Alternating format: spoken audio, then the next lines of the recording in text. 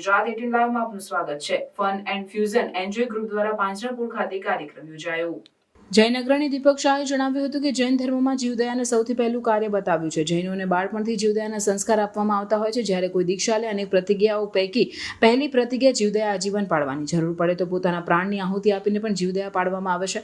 કરુણાના ભાવ સાથે fun and fusion enjoy ગ્રુપના પ્રમુખ જિજ્ઞાબેન પરીખે જણાવ્યું કે ભગવાન મહાવીરના જન્મ કલ્યાણ દિવસ પૂર્વે દર વર્ષે જીવદયાના જુદા જુદા કાર્યક્રમો જૈન સંસ્થાઓ તથા સંઘો દ્વારા કરવામાં આવે છે।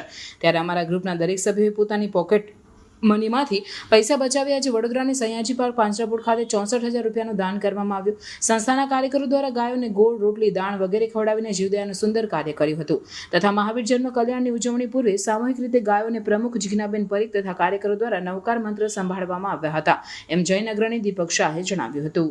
Fun and fusion enjoy group આજે જીવદયાનો કાર્યક્રમ કરવા માટે અહીંયા ભેગા થયા છે। અહિંસા એ પરમો ધર્મ છે, એટલે અમે મહાવીર જયંતિ જન્મ કલ્યાણકના લીધે આજે જીવદયાનો કાર્યક્રમ યોજેલો છે। તેમાં ઘણી મોટી સંખ્યામાં મારા ગ્રુપમાંથી ઘણા બધા મેમ્બર આવ્યા છે અને 47,000 જેવા આશરે અમે જીવદયાની રકમ ભેગી કરી છે। દરેક મેમ્બરે આપી છે એ રકમ પણ અમે અહીંયા એ લખાવવાના છે।